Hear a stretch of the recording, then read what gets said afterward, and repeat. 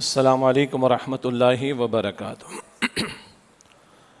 الحمد للہ رب العالمین والصلاة والسلام علی سید الانبیاء والمرسلین، اما بعد فاعوذ باللہ من الشیطان الرجیم، بسم اللہ الرحمن الرحیم۔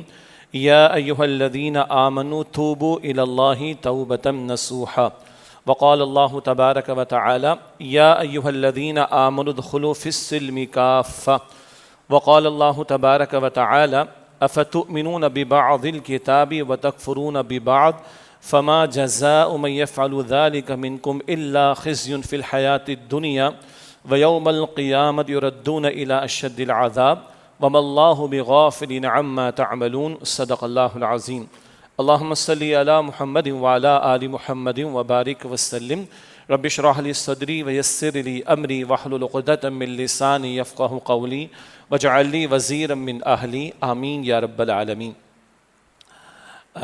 گزشتہ دو خطابات جمعہ، جن میں سے ایک کراچی میں اور دوسرا پھر گزشتہ مرتبہ لاہور میں ہوا، جو گفتگو رہی وہ بھارتی جاہریت کے حوالے سے، اور پھر اس کے تناظر میں الحمدللہ افواج پاکستان نے جو جواب دیا اور قوم بھی متحد دکھائی دی، اور اللہ کا نام لے کر یہ آپریشن کیا گیا بنیان و مرصوص کے عنوان سے، اس پر ہم نے کلام کیا ہے اور ضرورت بھی اس بات کی تھی۔ گزشتہ مرتبہ جو لاہور میں خطاب تھا، وہاں یہ وضاحت کی گئی کہ بنیان و مرصوص یہ الفاظ قرآن حکیم میں سورہ الصف کی آیت نمبر 4 میں آئے ہیں۔ وہاں قتال کا ذکر ہے، اور قتال کا ایک بڑا مقصد بار بار قرآن بیان کرتا ہے، اللہ کے دین کا غلبہ۔ تو اللہ کی راہ میں قتال کیسے کرتے ہیں ایمان والے؟ کأنہم بنیان مرصوص، وہ ایک مضبوط سیسہ پلائی ہوئی دیوار کی طرح ہوں۔ تو اس اصطلاح کی وضاحت تو گزشتہ مرتبہ کا جو میرا خطاب جمعہ تھا لاہور قرآن اکیڈمی کی مسجد میں، وہاں ذکر ہوا، اور پھر یہ کہ اس آپریشن کے بعد کرنے کے کام کیا ہیں، اس پر ہم نے کلام کیا تھا۔ آج 3 باتیں کرنی ہیں۔ ایک بات تو توبہ کی عظمت ہے، اس کا مفہوم ہے، اس کی ضرورت ہے، اور اس کی شرائط مختصراً اس کے تعلق سے یاد دہانی۔ البتہ ایک بڑی توبہ ہے جو اس پاکستانی قوم نے کرنی، اور یہ آج کا اصل اور اہم موضوع ہے جس پر مجھے کلام کرنا ہے، کہ ایک آپریشن تو ہم نے کیا بنیان و مرصوص کے عنوان سے اس ملک کے خداداد کے دفاع کے لیے بھارت کے خلاف، لیکن اس مملکت خداداد کا مطلب کیا ہے؟ اللہ کا عطا کردہ انعام ہے یہ پاکستان، جسے ہم نے اللہ تعالیٰ کے نام پر لیا۔ تو بھائی اس کو بھی تو بنیان و مرصوص بنانے کی ضرورت ہے کہ نہیں؟ آج یہ موضوع ہے ہمارا، اسی پر ہم کلام کر رہے ہیں۔ کچھ اخبارات میں بھی پاکستان بھر میں ایک اشتہار ہم نے آج بھی دیا، 1-2 دن مزید بھی آئے گا، سوشل میڈیا پر بھی آ جائے گا، کہ اس مملکت خداداد کی حفاظت کے لیے ہماری حکومت نے، ہماری افواج نے بڑا قیمتی عنوان رکھا، آپریشن کا بنیان و مرصوص سر آنکھوں پر۔ ہم نے تائید بھی کی ہے، تحسین بھی کی ہے، لیکن اب اس سے آگے بڑھ کر بھی کچھ کرنے کے کام ہیں۔ اس میں اہم ترین کام کیا ہے؟ اس مملکت خداداد کو حقیقی معنی میں بنیان و مرصوص بنانے کی کوشش کی جائے، اور یہی ہماری اصل توبہ ہے۔ تو یہ دوسرا موضوع ہوگا۔ تیسرا موضوع ضمناً آ جائے گا، وہ مختصراً یہ ہے کہ پاکستان کی قومی اسمبلی میں اور سینٹ میں ایک بل پاس کیا گیا ہے کہ 18 سال سے کم عمر کی اگر شادی ہوگی تو وہ غلط ہے، قانوناً وہ غلط ہے، اور جس کا نکاح ہوگا اس کے خلاف بھی کارروائی ہوگی، نکاح پڑھانے والے کے خلاف بھی، رجسٹریشن کرنے والے کے خلاف بھی، گواہوں کے خلاف بھی، اور سزا بھی دی جائے گی۔ یعنی اس وقت کہ جب ہم نے بنیان و مرصوص کے الفاظ استعمال کیے، جو اللہ تعالیٰ کے کلام قرآن مجید کے الفاظ ہیں، اسی کلام میں وضاحتیں موجود ہیں کہ چھوٹی عمر میں بھی نکاح ہو سکتا ہے۔ سورہ طلاق میں اس کا ذکر ہے، 28 سپارے میں، تفصیل کا موقع نہیں، لیکن اسی دوران میں کہ ابھی جاہریت کے خلاف ہم نے، بھارتی جاہریت کے خلاف آپریشن کیا، اللہ کے کلام کی آیات تلاوت کی، اللہ کے کلام کی ایک آیت میں سے عنوان ہم نے لیا، اور اسی کلام اور صاحب قرآن صلی اللہ علیہ وسلم کی تعلیمات کے خلاف یہ بل قومی اسمبلی میں، سینٹ میں پاس کر دیا گیا۔ تو ابھی صدر مملکت کے پاس جانا ہے، اللہ ہدایت دے وہ سائن نہ کریں اس پر، اور مزید یہ کہ تھوڑی سی بات آگے چل کر بھی آ جائے گی کہ شرعاً بالکل غلط بات ہے یہ قرآن و سنت کی تعلیمات کے خلاف ہے. باقی کچھ ہیومن رائٹس کے چیمپئنز ہوں, سیکولر مائنڈڈ لوگ ہوں, جن کو فرنٹ لائن میڈیا پر اپیئر ہونے کا موقع عام طور پر زیادہ مل جاتا ہے, ان کی طرف سے کوئی پھلجھڑیاں چھوڑی گئی ہیں. ایک تو یہ کہ نہیں جناب وہ ارلی میرج ہوگی تو ولادت کے موقع پر بڑا مسئلہ پیش آ جاتا ہے, لڑکیوں کی جانیں چلی جاتی ہیں. وہ بھائی اس طرح کے حساس معاملات تو 40 سال کی خاتون کو بھی پیش آ سکتے ہیں. ایک ہمارے جج صاحب نے ایک ججمنٹ دیا, پھلجھڑی چھوڑ دی کہ نہیں ایک بیسک لیول آف ایجوکیشن تو ہر انسان کا حق ہے, تو 18 سال تک وہ تعلیم مکمل ہو جائے پھر شادی ہونی چاہیے. بھائی کل آپ کی بیسک ایجوکیشن کا بیسک لیول اگر 24 پہ چلا جائے گا تو آپ 24 پہ کھیلنا شروع کر دیں گے. کیا مذاق و کھلواڑ بنا رکھا ہے. بہرحال علماء نے اس کی مخالفت کی ہے, شرعاً یہ قانون غلط ہے. اور ایسے میں کہ ایک طرف اللہ کا نام لے کر ہم آپریشن کر رہے ہیں بنیان و مرصوص, اور اسی کے ساتھ ہم اللہ اور اللہ کے رسول کے حکم کی خلاف ورزی کر رہے ہیں. یہ کیا کر رہے ہیں آخر ہم؟ تو یہ بھی ایک موضوع ہے جس پر آگے چل کر آخر میں گفتگو ہوگی انشاءاللہ. اب سب سے پہلے کیونکہ جمعے کی خطاب کا ایک بڑا حاصل تذکیر ہے, یاد دہانی ہے, اور اللہ کے نبی علیہ السلام کا ذکر بار بار ہم نے کیا. سنن ابی داؤد کی روایت ہے, حضور کے بارے میں ذکر آتا ہے علیہ السلام جمعے کا خطبہ حضور کا کیا ہوتا, کان یقرأ القرآن ویذکر الناس. اللہ کے نبی علیہ السلام قرآن پڑھتے اور قرآن کے ذریعے تذکیر فرماتے تھے, یاد دہانی کرایا کرتے تھے صلی اللہ علیہ وسلم.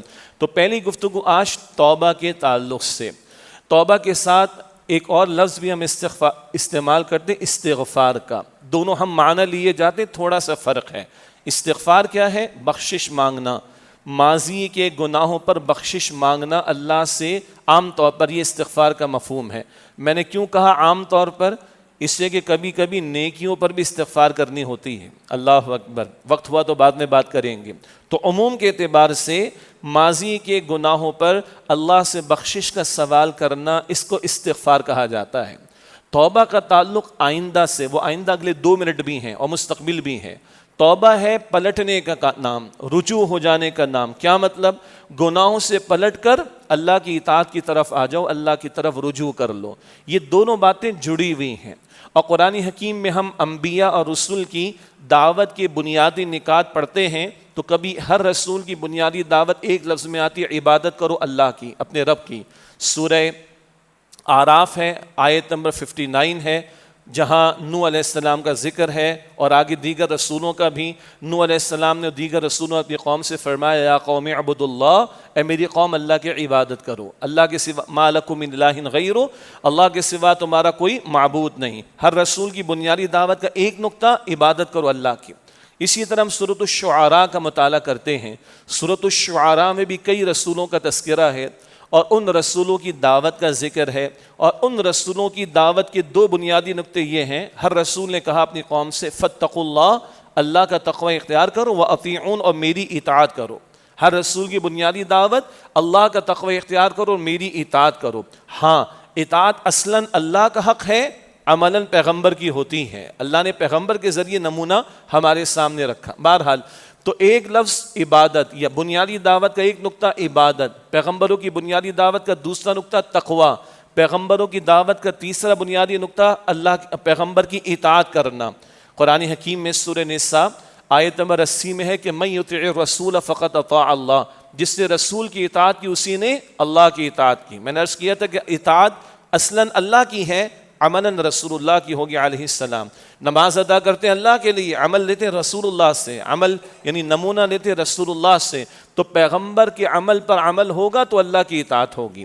اب اگلی بات یہ ہے کہ جس طرح عبادت, تقوی, اطاعت یہ پیغمبروں کی دعوت کا بنیادی نقطہ ہے, اسی طرح استغفار اور توبہ بھی پیغمبروں کی دعوت کے 2 بنیادی نکات ہیں. اور اس نقطے پر توجہ کم ہے.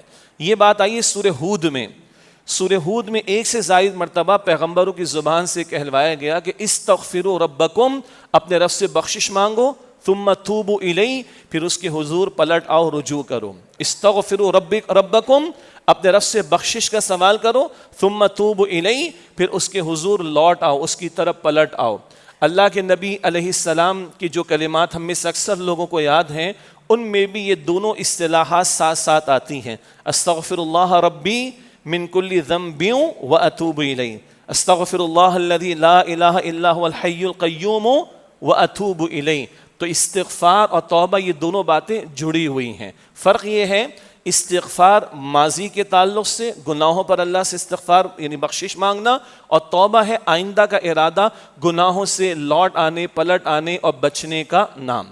ایک بات میں نے ذکر کی تھی کہ استغفار کا تعلق صرف گناہوں سے نہیں ہے، یہ نیکیوں پر بھی ہونی چاہیے. اور یہ بات ماضی میں کئی مرتبہ بیان کی گئی کہ اللہ کے رسول علیہ السلام فرض نماز کا سلام پھیر کر پڑھتے تھے اللہ اکبر استغفر اللہ استغفر اللہ استغفر اللہ. یہ تو نماز ہے، اور نماز بھی کس کی ہے؟ امام الانبیاء کی نماز علیہ السلام. یہاں کس بات کا استغفار؟ تو ایک مفہوم مالک تیرے حکم پر جھک تو گیا، تیرے حکم پر جھک تو گیا، اس جھکنے اور حکم پر عمل کرنے میں بھی اگر کوئی کمی رہ گئی ہو تو اس پر بھی استغفر اللہ استغفر اللہ استغفر اللہ. یہ حضور کی عاجزی ہے علیہ السلام. اور امت کو تعلیم ہے، امت کو تعلیم ہے کہ وہاں نمازوں کے بعد استغفار کا اتنا اہتمام ہے، جبکہ حضور معصوم ہے، خطاؤں سے پاک ہیں، تو گناہ گار امتیوں کو کس قدر استغفار کا اہتمام کرنا چاہیے. بہرحال اس وقت ہمارا موضوع توبہ. تو توبہ اور استغفار یہ فرق ہمارے سامنے آیا. توبہ کا مفہوم ہے پلٹ آنا، لوٹ آنا، اور مراد کیا ہے؟ گناہوں کو چھوڑ کر اللہ کی اطاعت کی طرف پلٹ آنا. اجتماعی سطح پر عذابوں کا آنا ہو، انفرادی سطح پر مشکلات کا آنا ہو، کئی مرتبہ ہمارے کرتوتوں کے نتائج ہم پر مسلط ہوتے ہیں. وما اصابکم من مصیبت فبما کسبت ایدیکم ویعفو عن کثیر. سورہ شورى کی آیت نمبر 30 میں جو مصیبت مصائب تم پر آتے ہیں وہ تمہارے اپنے گناہوں کی وجہ سے آتے ہیں. بہت سی باتیں تو اللہ معاف فرما دیتا ہے. سورہ روم آیت نمبر 41 میں ہے، سورہ روم کی آیت نمبر 41 میں ظہر الفساد فی البر والبحر بما کسبت ایدی الناس. خشکی تری میں فساد مچ گیا لوگوں کے کرتوتوں کی وجہ سے. آج مشکلات ہیں، مصائب ہیں، پریشانیاں ہیں، کئی مرتبہ ہمارے گناہوں کی وجہ سے. اگر ادھر بھی سکون چاہتے ہیں، سکون قلب چاہتے ہیں، پیس آف مائنڈ انگلش میں کہا جاتا ہے، تو توبہ کرنی ہوگی. تو توبہ کا مفہوم کیا ہے؟ پلٹ آنا. اور توبہ صرف توبہ توبہ توبہ کہنے ہی کا نام نہیں ہے، توبہ کرنے کا نام ہے، پلٹنے کا نام ہے، گناہوں کو چھوڑنے کا نام ہے. گناہوں کا تعلق حقوق اللہ سے بھی ہوتا ہے، گناہوں کا تعلق حقوق العباد سے بھی ہوتا ہے. دونوں کی کریکشن ضروری. ایک غلط تصور ہمارے دماغوں میں بٹھایا جاتا ہے کہ بس اللہ تو اپنا معاف کر ہی دے گا، چھوڑو کو مسئلہ نہیں. نماز جاتی ہے تو جائے، زکوٰۃ جاتی ہے تو جائے، حج جاتا ہے تو جائے، عمرہ جاتا ہے تو خیر نفل ہے، قربانی جاتی ہے تو جائے، اللہ کے احکامات توڑو چلو کوئی ایشو نہیں. ہاؤ ڈیئر دے سے دس! اتنی بڑی جرت کا معاملہ! استغفر اللہ. ہاں جی، بندوں کے معاملات کو سیٹل کرنا چاہیے، اللہ کا تو کوئی مسئلہ نہیں. کیوں مسئلہ نہیں؟ جس اللہ رب العالمین نے قرآن میں ماں باپ کا، رشتہ داروں کا، زوجین کا، پڑوسیوں کا، یتیموں کا، مسکینوں کا ذکر کیا، اسی اللہ نے اسی قرآن حکیم میں نماز کا بھی فرض بیان کیا ہے، زکوٰۃ کا بھی ذکر کیا ہے، روزے کا ذکر بھی کیا ہے، اور دیگر احکامات بھی بیان کیے ہیں. تو یہ ڈنڈی مارنا یہ غلط بات ہے.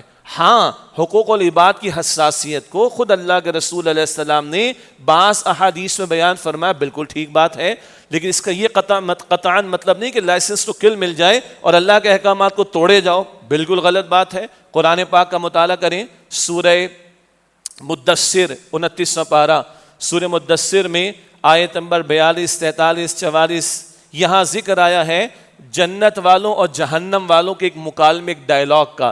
جنت والے جہنم والوں سے سوال کریں گے. اللہ ذکر کرتا ہے ان ڈائلاگس کا قرآن کریم میں. ما سلککم فی سقر، کیا شے تمہیں جہنم میں لے گئی؟ پہلا جواب ہوگا لم نک من المصلین، ہم نماز ادا کرنے والے نہیں تھے. اب بتائیے، نماز اللہ کا حق ہے بندوں کا حق ہے؟ پہلا جواب کیا آ رہا ہے؟ ہم بے نمازی تھے اس سے جہنم میں آ گئے. دوسرا جواب بھی سنیں، وَلَمْ نَكُ نُطْعِمُ الْمِسْكِينَ، ہم مسکینوں کو کھانا کھلانے والے نہیں تھے. یہ حقوق العباد کا ذکر آ گیا. تیسرا، اپنا حق بھی برباد کیا. وَكُنَّا نَخُوضُ مَعَ الْخَائِضِينَ، ہم ہنسی مذاق کھیل تماشا کرنے والوں کے ساتھ لگے رہے. اپنا حق بھی برباد کیا. اپنے اس وجود کو غلط کاموں میں، بیکار کاموں میں لگا کر اس کو بھی جہنم کی آگ کا نوالا بنا ڈالا. اللہ کا حق پامال نمبر 1، بندوں کا حق پامال نمبر 2، اپنا حق پامال نمبر 3، حتی اتانا الیقین، یہاں تک کہ موت آ گئی ہمیں. یقین موت کے معنی میں. پڑھ لیں قرآن, سورہ مدثر 29 پارہ آیت 42 43 44 میں ذکر آ رہا ہے. تو اللہ کے احکام بھی اہم, یعنی اللہ کے حقوق بھی اہم, اور بندوں کے حقوق بھی اہم. بہرحال تو توبہ کیا ہے؟ گناہوں کو چھوڑنا. اللہ کے معاملات میں ڈنڈی مار رہے ہو, سیدھا کر لو. بندوں کے معاملات میں ڈنڈی مار رہے ہو, سیدھا کر لو. اللہ تعالی ہمیں اس کی توفیق عطا فرمائے. پھر اللہ فرماتا ہے سورہ تحریم آیت نمبر 8, ارشاد ہوا یا ایھا الذین آمنوا توبوا الی اللہ توبۃ نصوحا, اے ایمان والو توبہ کرو اللہ کے حضور میں سچی پکی توبہ. سیدنا علی رضی اللہ تعالیٰ عنہ نے بھی اس کی وضاحت فرمائی. پھر امت کے محدثین نے احادیث کی روشنی میں وضاحت فرمائی کہ سچی پکی توبہ کیا ہے. اس کی کچھ شرائط ہیں. نمبر 1, دل میں ندامت ہو. کس بات کی ندامت؟ میں نے اللہ کے احکامات کو توڑا ہے, میں نے اللہ کے احکامات کو پامال کیا. ذرا غور کریں, آج شرم بھی لوگوں کو آتی ہے, آج حیا بھی لوگوں کو آتی اللہ کے احکامات توڑتے ہوئے.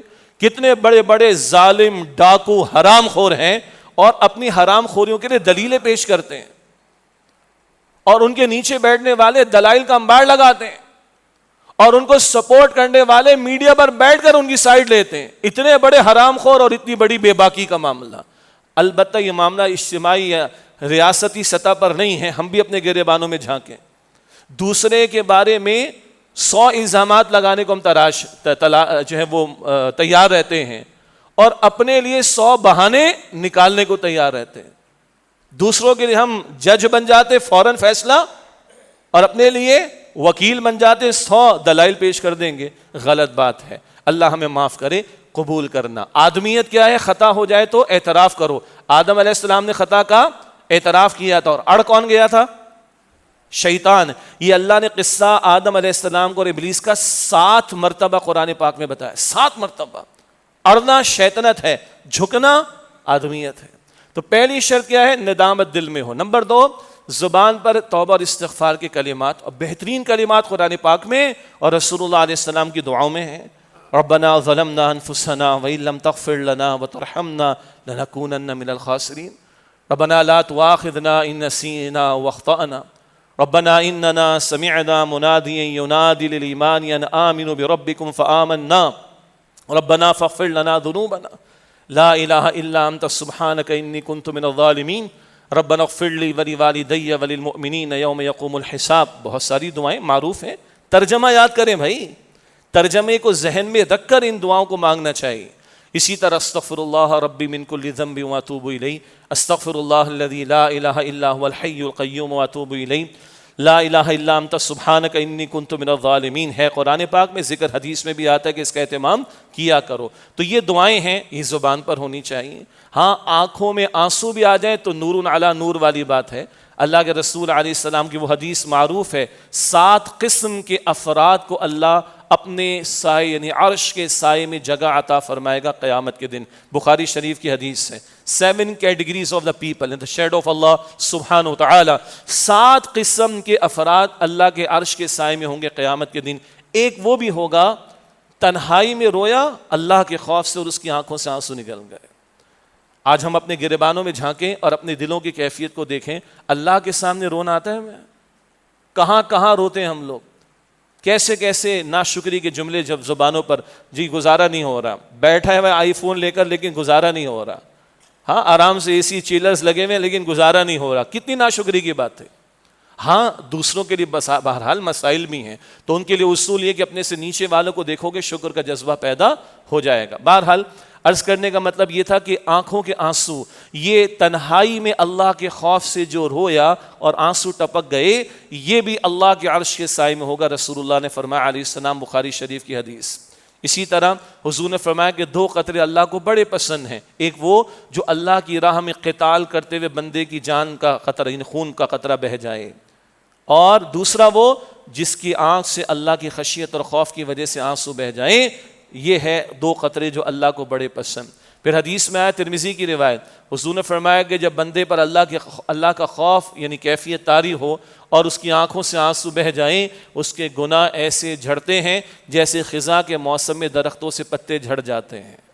حضور نے فرمایا علیہ السلام, یہ جو آنکھوں کا یعنی یہ جو رونا ہے, یہ تو اللہ کے نیک بندوں کی صفات, اور حضور کا اپنا معمول تھا. آپ رات کا قیام فرماتے تو سینے اتھر سے ایسی آواز آتی کہ چولہے پر ہنڈیا پہ جو ہے وہ ابل رہی ہو، اور آنکھوں سے زار و قطار آنسو حضور کے جاری ہوتے تھے صلی اللہ علیہ وسلم۔ اور ایک کڑوی مگر سچی بات یہ ہے، اگر اللہ کے سامنے رونا نہیں آ رہا تو یہ دلوں کی سختی کی علامت ہے، بے حسی تو ہے ہی ہے، یہ دلوں کی سختی کی علامت ہے۔ اللہ کے سامنے رونا نہیں آتا۔ وَمَن يَغْفِرُ الذُّنُوبَ إِلَّا اللَّهُ، اللہ کے سوا ہے کون جو گناہوں کو بخش دینے والا ہو؟ تو اس کے سوا کون ہے؟ نہ کہیں جہاں میں اما ملی، جو اما ملی تو کہاں ملی، میرے جرم خانہ خراب کو تیرے عفو بندہ نواز میں۔ اور کون ہے جو ہمارے گناہوں کو بخشنے والا ہو؟ تو دل میں ندامت بھی ہو، زبان پر توبہ استغفار کے کلمات بھی، آنکھوں میں آنسو بھی ہوں، اور پھر آگے بڑھ کر بندہ گناہ کو چھوڑے۔ یہ اصل توبہ ہے۔ توبہ کیا ہے؟ پلٹنا، لوٹنا، چھوڑے گناہ کو۔ حرام میں ہے چھوڑ دے، شراب ہے چھوڑ دے، جوا ہے چھوڑ دے، سود خوری ہے چھوڑ دے، ماں باپ کے ساتھ ظلم کر رہا ہے چھوڑ دے، پڑوسی کا نقصان کر رہا ہے چھوڑ دے، مال دبا کر بیٹھا ہوا ہے واپس لوٹا دے، امانت پہ قبضہ کر کے بیٹھا ہے واپس لوٹا دے، بہنوں کا یا بھائیوں کا کوئی حصہ دبا کر بیٹھا ہوا ہے واپس لوٹا دے، وراثت کا حصہ ہڑپ کر کے بیٹھا ہے واپس لوٹا دے۔ کلیئر کریں اس چیز کو۔ نمازوں میں ڈنڈی ہے لوٹاؤ، یعنی نماز کی طرف لوٹو۔ زکوٰۃ میں ڈنڈی ہے ادا کرو۔ عشر کوئی ادا نہیں کر رہا زرعی فصل وغیرہ پر تو ادا کرو اس کو۔ یہ حقوق العباد کا معاملہ یا حقوق اللہ کا معاملہ، اس کی کریکشن ضروری۔ یہ ہے اصل توبہ، گناہوں کو عملاً چھوڑنا۔ اور پھر بندہ ارادہ کرے اب میں گناہ نہیں کروں گا، آئندہ پکا ارادہ کرے۔ اگر ہو جائے گا تو دوبارہ توبہ کر لے گا۔ جیسے آج بخار آ گیا تو بھائی ٹیبلٹ لے لو، دوائی لے لو، مجھے پھر آ جائے گا، بھائی پھر آئے گا تو لے لینا دوبارہ، ابھی تو لے۔ آج پکا ارادہ کہ میں نے گناہوں کو چھوڑنا ہے۔ اور ایک بڑی پیاری بات ایک اور سیدنا علی نے فرمائی رضی اللہ عنہ، اب تک اللہ کی نافرمانیاں کی ہیں، گناہوں میں اپنے آپ کو تم نے مبتلا رکھا، تمہاری روح آلودہ ہو گئی نا، تمہارا باطن آلودہ ہو گیا۔ اب اپنے آپ کو لگاؤ کھپاؤ اللہ کی اطاعت میں، گناہ کو چھوڑ کر اطاعت کی طرف آؤ، نافرمانی کو چھوڑ کر فرما برداری کی طرف آؤ۔ اب اپنے آپ کو کھپاؤ اللہ تعالیٰ کی عبادت میں تاکہ تمہاری روح بھی پاک ہو سکے۔ بڑا پیارا جملہ ہے یہ۔ توبہ کیا ہے؟ یہ توبہ روح کا غسل ہے، یہ روح کا غسل ہے۔ آج جمعے کا دن ہے، ہم نہا دھو کر آئے ہیں، جسم کو صاف کر کے آئے نا، پاک صاف کپڑے ہیں، جسم بھی پاک ہے، یہ پاکیزگی ظاہری ہے، یہ بھی مطلوب ہے۔ اور اللہ فرماتا ہے ان اللہ یحب التوابین ویحب المتطہرین، اللہ خوب توبہ کرنے والوں کو پسند فرماتے، توبہ پہلے ہیں، ویحب المتطہرین، اور اللہ خوب پاکیزگی اختیار کرنے والوں کو پسند فرماتا ہے۔ اللہ پاکیزگی اختیار کرنے والوں کو پسند فرماتا ہے، مگر پہلے کس کا ذکر کیا؟ توبہ کرنے والوں کا۔ تو باطن کی پاکیزگی اور روح کی پاکیزگی، یہ توبہ اس روح کا غسل ہے، یہ شرائط ہے توبہ کی۔ تو پھر اللہ کی نعمتیں ہیں، اللہ کی برکتیں ہیں، اور اللہ کے رسول علیہ السلام فرماتے ہیں التائب من الذنب کمن لا ذنب لہ، گناہ سے توبہ کرنے والا، پلٹ آنے والا، رجوع کر لینے والا ایسا ہے گویا اس نے گناہ کیا ہی نہ ہو۔ اللہ تعالی ہمیں سچی پکی توبہ کی توفیق عطا فرمائے۔ بہت کچھ اس میں اور بھی کلام ہو سکتا ہے۔ ہمارے استاد ڈاکٹر اسرار صاحب رحمۃ اللہ علیہ کا ایک بڑا پیارا خطاب ہے اسی مسجد جامع القرآن DHA کراچی کی قرآن اکیڈمی کی اس مسجد میں، اور وہ کتابی شکل میں بھی ہے، توبہ کی عظمت اور تاثیر۔ توبہ کی عظمت اور تاثیر، یہ خطاب بھی سرچ کریں گے آپ کو مل جائے گا، اور ہمارے بک شاپ پر کتابچے کی شکل میں بھی آپ کو مل جائے گا، اس کا مطالعہ کیجیے گا۔ یہ ایک گفتگو کا بڑا حصہ تھا، اور جمعے کا حاصل بہرحال دلوں کی نرمی بھی ہو، یاد دہانی بھی ہو، غفلت کو دور کیا جائے، ذکر ہو کہ ہماری ذمہ داریاں کیا ہیں۔ اللہ تعالیٰ مجھے اور آپ کو سچی پکی توبہ کی توفیق عطا فرمائے۔ ہاں، یہ جتنی بات ابھی توبہ کی ہو، یہ انفرادی اکیلے کی توبہ ہے، یہ میری ہے، یہ آپ کی ہے، ہم سب کی ہے۔ لیکن ہمارے گناہ انفرادی نہیں، اجتماعی بھی ہیں، ہمارے جرائم انفرادی نہیں، اجتماعی بھی ہیں۔ تو پھر توبہ انفرادی کافی نہیں ہے، اجتماعی توبہ کی بھی ضرورت ہوگی۔ اور آج اس کی عنوان میں نے مقرر کیا، اور ہم نے اشتہارات بھی شائع کیے، مزید بھی آئے گا، اس پاکستان کو واقعتاً بنیان مرصوص بنانے کے اقدامات کیے جائیں۔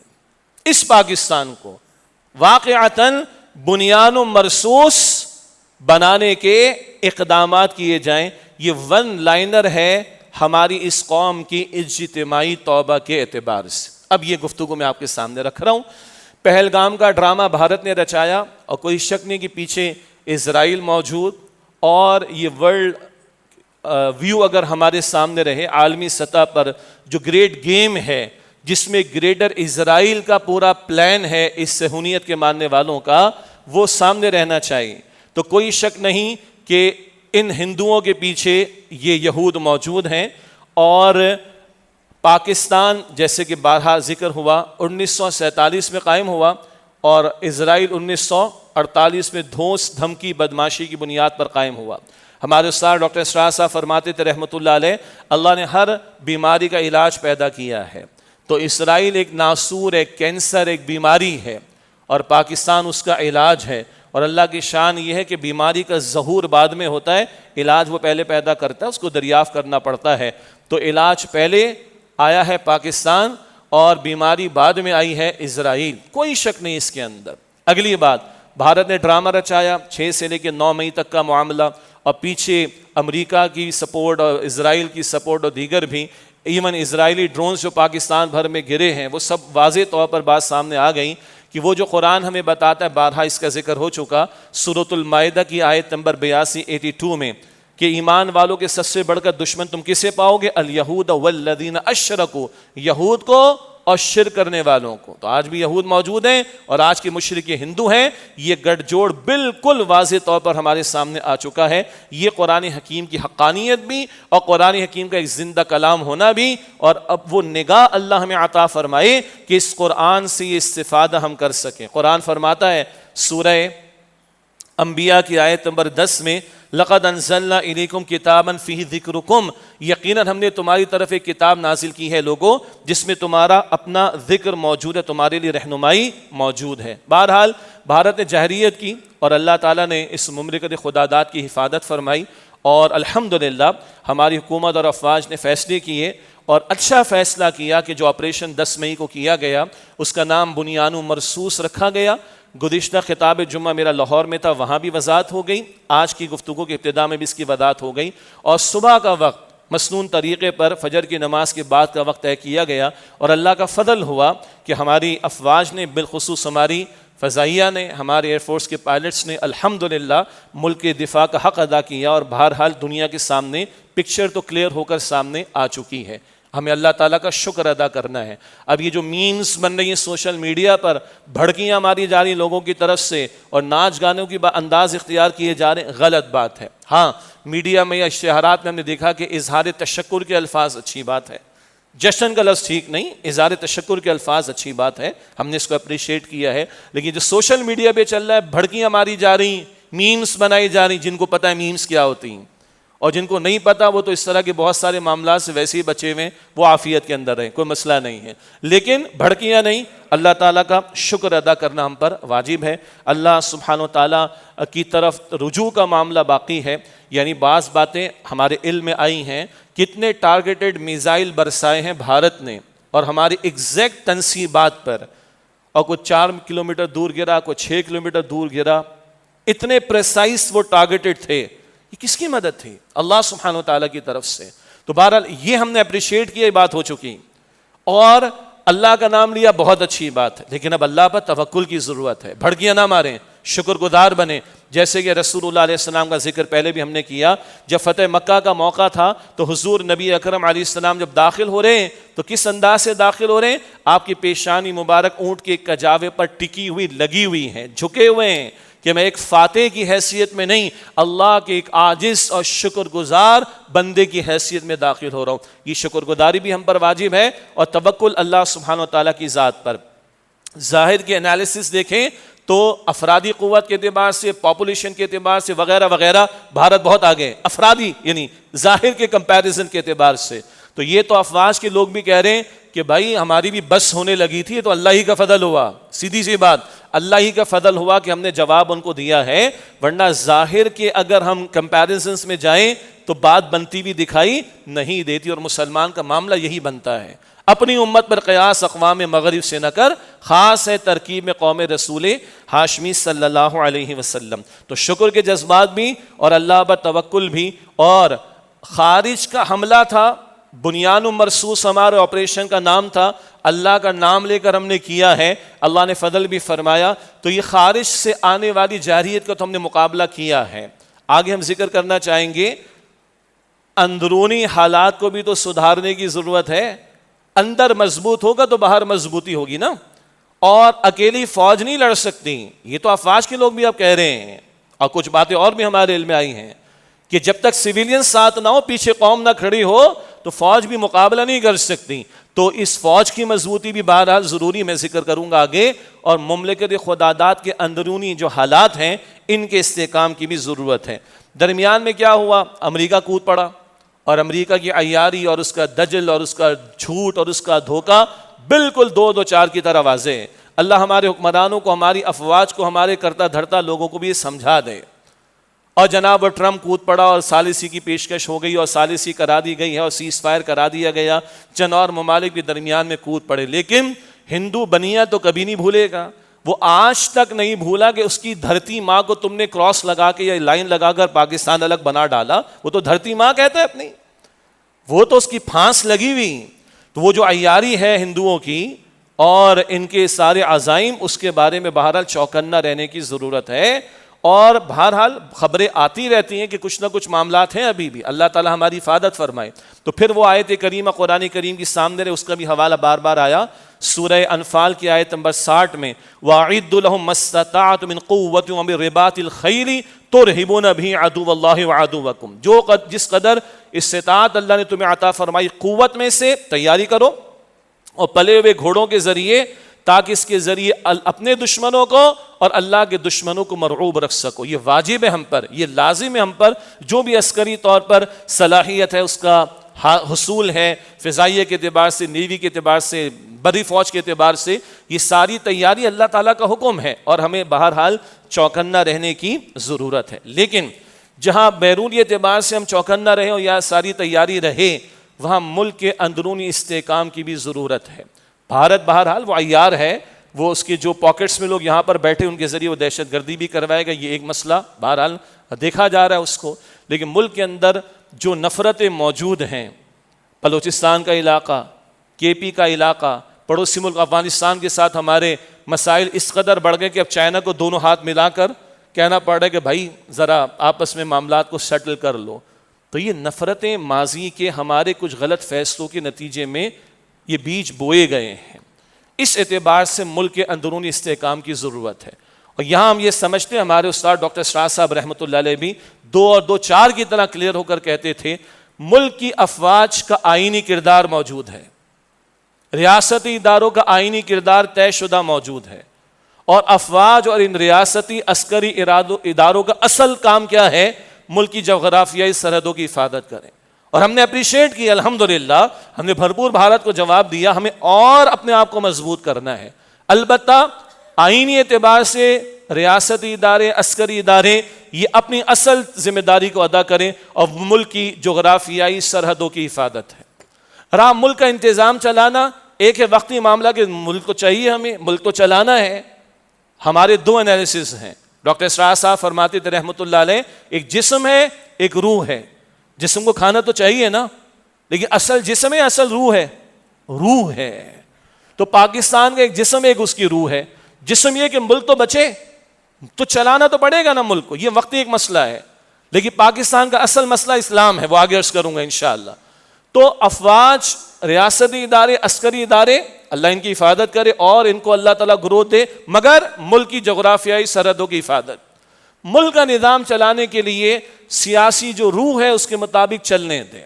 اس میں عوام کی مینڈیٹ, عوام کی آراء جس کو کچلا گیا ہے, بہرحال وہ چلنے دیجئے اس کو. ان نفرتوں کو ہمیں ختم کرنا پڑے گا. اور ہم نے امریکہ کا ساتھ دے کر اپنے بھائی بندوں کی نفرتیں جو مول لی ہیں ان کو سینے سے لگانا پڑے گا. یہ بار بار ہم نے بات بیان کی, اس کی طرف توجہ کی ضرورت ہے. اور ابھی جمعے کی گفتگو سے پہلے جب میں آ رہا تھا تو کچھ بات دل میں آئی. اگر آج صحافیوں کو بھی پریشانی ہے, آج تاجر برادری کو بھی پریشانی ہے, آج میں ذاتی طور پر جانتا ہوں تعلیمی اداروں کو بھی پریشانی ہے, سیاست دانوں کو بھی پریشانی ہے, ججز اور وکلاء کو بھی پریشانی ہے, تو کچھ تو ہے نا ریاستی اداروں نے اپنے حدود سے باہر نکل کر معاملات کیے ہیں. اس لیے وہ اپنی اصل ذمہ داریوں کو ادا کریں, سیاسی معاملات کو اس کی روح کے مطابق چلنے دیں, عوامی مینڈیٹ کا خیال رکھیں اور نفرتوں کو ختم کرنے کی کوشش کریں. یہ ہماری گزارش ہے، لیکن یہ اصل مسئلہ نہیں۔ میں نے پچھلے جمعے میں ڈاکٹر اسرار صاحب رحمۃ اللہ علیہ کا حوالہ دے کر کہا کہ بڑا پرانا ان کا خطاب ہے، لیکن کمال کا انالیسز ہے۔ بھائی پاکستان کی حفاظت ہو، پاکستان کا دفاع ہو، پاکستان میں امن ہو، پاکستان میں چین ہو، پاکستان میں سکون ہو، یہ تو یہاں رہنے والا کافر بھی کہے گا۔ ہم اپنے دفاع کو مضبوط کریں، ہم اپنی معیشت کو اچھا کریں، ہم یہ کریں اور وہ کریں، یہ تو پاکستان میں کوئی کافر بھی رہے گا تو وہ بھی کہے گا نا ہونا چاہیے۔ تو ہم بھی کہے تو کون سی بڑی بات ہے؟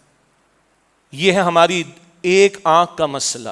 وہ مادی سطح پر دیکھنے والی آنکھ تو سب کی کھلی ہوئی، دو آنکھیں ہیں نا، یہ بھی دو آنکھیں، دو آنکھیں اور ہیں، ایک مادی اعتبار سے چیزوں کو دیکھنا اور ایک روحانی اعتبار سے دیکھنا، ایک مٹیریلسٹک پوائنٹ آف ویو سے دیکھنا اور ایک ڈیوائن گائیڈنس کی روشنی میں دیکھنا، زمین آسمان کا فرق ہے۔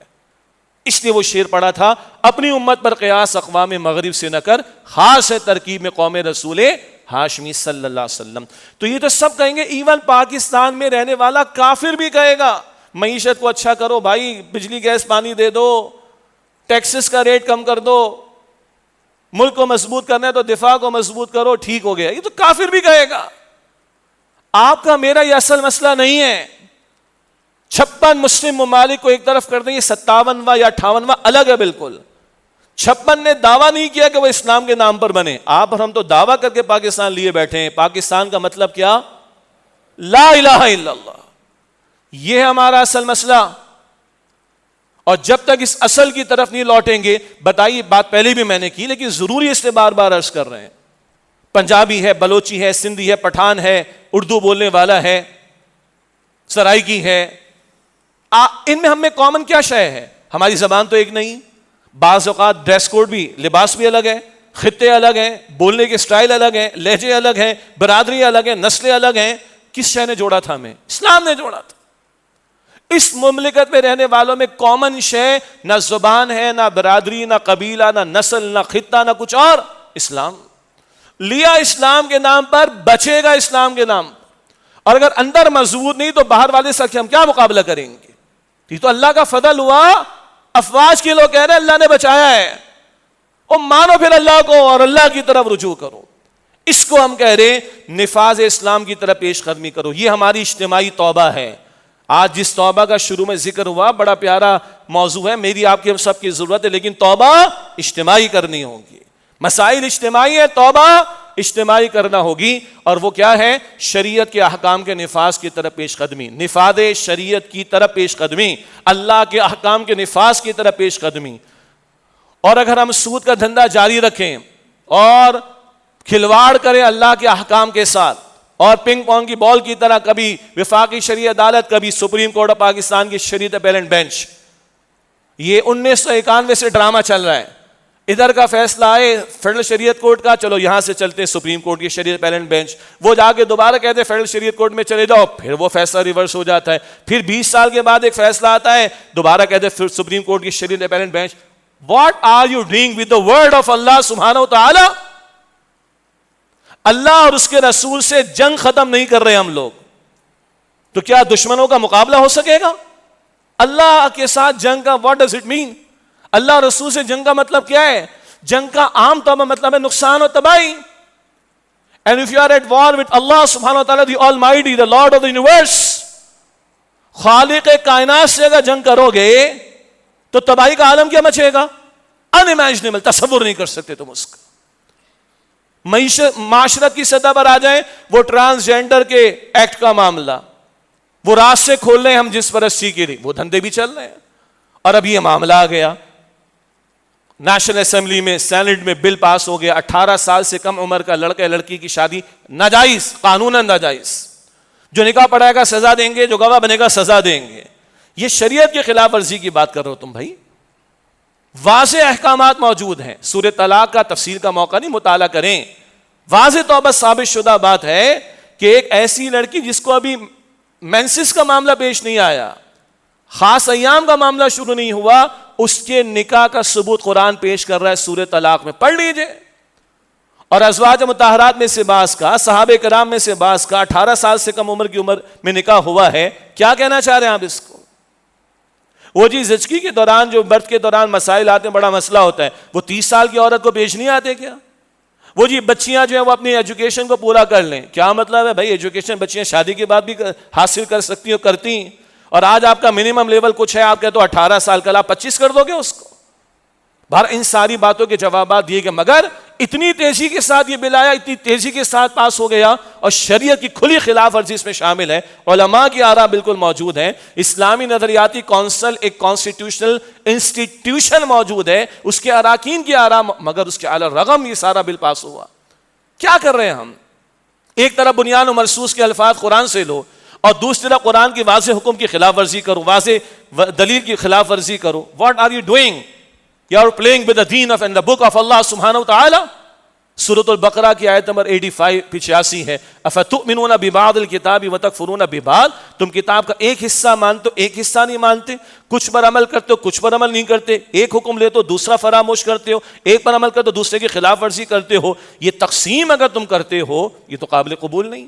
اب سنیے سزا، فما جزاء من يفعل ذلك منكم الا خزي في الحیات الدنیا، اس کی سزا اس کے سوا کیا ہے کہ دنیا میں ذلت اور رسوائی ہو، ویوم القیامت یردون الى اشد العذاب، اور ایسے لوگوں کو قیامت کے شدید عذاب میں لوٹایا جائے گا، وما اللہ بغافل عما تعملون، اور تم جو کچھ کرتے ہو اللہ اس سے بے خبر نہیں ہے۔ تو خدا را ہماری حکومت، ہمارے مقتدر طبقات وہ اس بات کا احساس کریں کہ اللہ کے ساتھ بغاوت اور سرکشی کر کے اللہ کی مدد نہیں ملے گی، اور اللہ فرماتا ہے کہ ان تنصروا اللہ ینصرکم، اگر تم اللہ کے دین کی نصرت و مدد کرو گے تو وہ تمہاری مدد فرمائے گا، ویثبت اقدامکم، وہ تمہارے قدموں کو مضبوطی عطا کر دے گا۔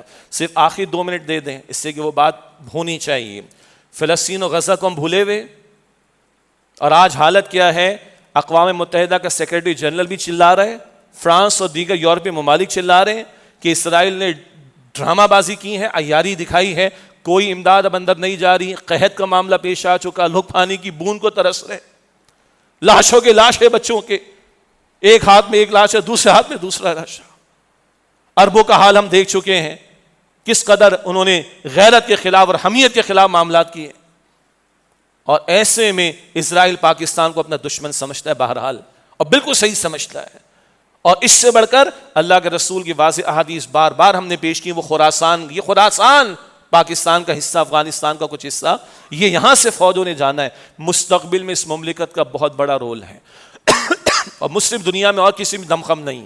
آج ہم نے کھڑے ہو کر اللہ کی توفیق سے دکھایا، کچھ تو آنکھیں دکھاؤ، ہمارے دل کی خواہش ہے خدا را کچھ تو آنکھیں دکھاؤ۔ اگر ہمارے پرائم منسٹر آذربائیجان جا رہے ہیں، ایران جا رہے ہیں، ترکیہ جا رہے ہیں، تو ہمارے فیلڈ مارشل صاحب اور پرائم منسٹر مل کر، امتی ہے نا، امتی سے بے سالار ہو، آپ ایک امتی وزیر اعظم ہو، ایک امتی صدر ہو، ایک امتی پارلیمنٹ ہو، امت کا درد رکھو خدا کے بندو۔ اگر آپ پوری دنیا میں ٹریول کر سکتے ہو تو یہ 57 مسلم ممالک کے حکمرانوں کو غیرت نہیں دلا سکتے؟ غیرت تو دلاؤ۔ یہ بہت بڑی ذمہ داری ہمارے کاندھوں پر ہے، اور یہ تب ہوگی جب ملک میں ہم اسلام کی طرف پیش قدمی کریں گے، اللہ کی طرف رجوع کریں گے، تو اللہ یہ امت والا رول، یہ کردار بھی ہم سے اللہ تعالیٰ ادا کروائے گا انشاءاللہ تعالیٰ۔ اللہ ہمیں بھی سچی توبہ کی توفیق دے، اور ہمارے حکمرانوں کو، ہمارے مقتدر طبقات کو بھی سچی توبہ اور صحیح معنی میں اسلام کی طرف پیش قدمی کرنے کی توفیق عطا فرمائے۔ وآخر دعوانا ان الحمد للہ رب العالمین۔